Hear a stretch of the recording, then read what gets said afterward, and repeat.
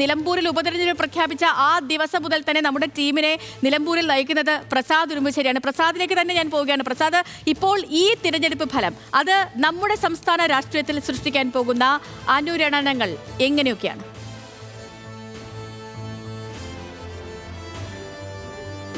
സത്യലക്ഷ്മി, ഇത് UDF-നെ സംബന്ധിച്ചിടത്തോളം വലിയ ആത്മവിശ്വാസം നൽകുന്ന ഒരു വിജയമാണ് എന്ന് തന്നെ പറയാം. കാരണം ഇനി നേരിടാൻ പോകുന്നത് തദ്ദേശ തെരഞ്ഞെടുപ്പും തൊട്ടു പിന്നാലെ വരുന്നത് 2026 നിയമസഭാ തെരഞ്ഞെടുപ്പുമാണ്.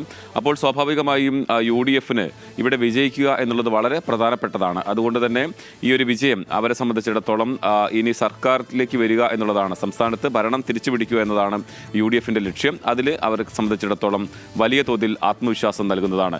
ഇനി മറ്റൊരു കാര്യം, നേരത്തെ VD സതീശൻ എടുത്ത ഒരു തീരുമാനം, അതായത് PV അൻവറിനെ UDF-ന്റെ ഭാഗമാക്കാതെ തന്നെ ഇവിടെ വലിയ തോതിൽ വിജയിക്കാൻ കഴിഞ്ഞു എന്നുള്ളത് തന്നെയാണ് അതിൽ ഏറ്റവും പ്രധാനപ്പെട്ടത്.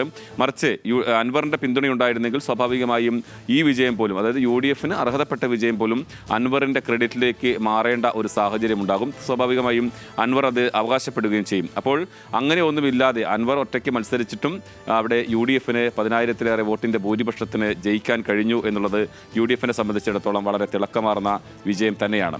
ഇനി LDF-ലേക്ക് വന്നു കഴിഞ്ഞാൽ അവരെ സംബന്ധിച്ചിടത്തോളം ഭരണവിരുദ്ധ വികാരം ഇല്ല എന്ന് പുറത്ത് പറയുന്നുണ്ടെങ്കിൽ പോലും അതെല്ലാം പരിശോധിക്കേണ്ടതായി വരും എന്നുള്ള കാര്യത്തിൽ തർക്കമില്ല.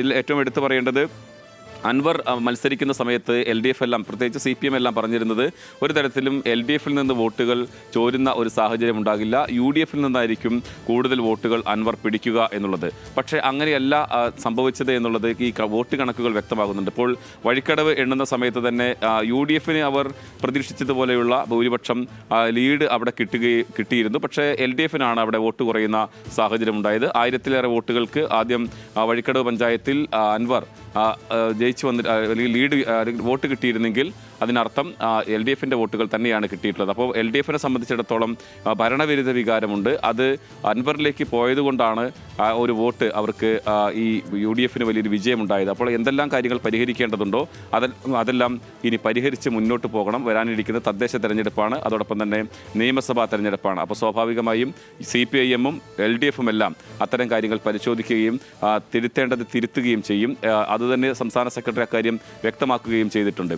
BJP-ക്ക് എടുത്തു പറയേണ്ടത്, BJP-ക്ക് അവർ നേരത്തെ പറഞ്ഞ പോലെ വലിയ തോതിൽ കഴിഞ്ഞ തെരഞ്ഞെടുപ്പിൽ ഉണ്ടായ അതേ വോട്ട് തന്നെ ഏറെക്കുറെ അത്ര തന്നെ വോട്ട് കിട്ടിയിട്ടുണ്ട്. പക്ഷേ കാര്യമായ ചലനങ്ങൾ സൃഷ്ടിക്കാൻ കഴിഞ്ഞിട്ടില്ല എന്നുള്ളതാണ്. കൂടുതൽ വോട്ടൊന്നും തന്നെ അവർക്ക് നേടാൻ കഴിഞ്ഞിട്ടില്ല. ഇതിൽ ഏറ്റവും പ്രധാനപ്പെട്ടത് PV അൻവറിൻ്റെ ഫാക്ടർ തന്നെയാണ്. PV അൻവറിന് ഒറ്റയ്ക്ക് മത്സരിച്ച് 20,000-ഓളം വോട്ട് നേടാൻ കഴിഞ്ഞു എന്നുള്ളത് വളരെ പ്രധാനപ്പെട്ടതാണ്. അടുത്ത തെരഞ്ഞെടുപ്പിൽ അൻവർ ഇത്തരത്തിൽ അൻവറിൻ്റെ ഒരു നിലപാട്, ഇപ്പോൾ അൻവർ പറയുന്നത് ബേപ്പൂരും UDF പിന്തുണയ്ക്കുകയാണെങ്കിൽ ബേപ്പൂർ മത്സരിക്കാമെന്നുള്ളത്, അദ്ദേഹം ലക്ഷ്യം വെക്കുന്നത് മുഹമ്മദ് റിയാസിനെയാണ്. മുഹമ്മദ് റിയാസ് ബേപ്പൂർ മത്സരിച്ചാൽ താനും അവിടെ മത്സരിക്കും, മുഹമ്മദ് റിയാസിനെ തോൽപ്പിക്കുമെന്നതാണ് അദ്ദേഹം പറയാതെ പറയുന്നത്. അതുകൊണ്ട് അൻവർ ഫാക്ടർ ഇനി അടുത്ത നിയമസഭാ തെരഞ്ഞെടുപ്പിൽ അതെങ്ങനെ വർക്കൗട്ട് ചെയ്യും എന്ന കാര്യങ്ങൾ നോക്കേണ്ടതുണ്ട്. അതിനെ മറികടക്കാൻ എന്തെല്ലാം കാര്യങ്ങൾ ചെയ്യേണ്ടതുണ്ട്. LDF-ൽ നിന്ന് നഷ്ടപ്പെട്ട വോട്ട് അത് തിരിച്ചു പിടിക്കുക എന്നതായിരിക്കും CPM-ന്റെ പ്രധാന ലക്ഷ്യം.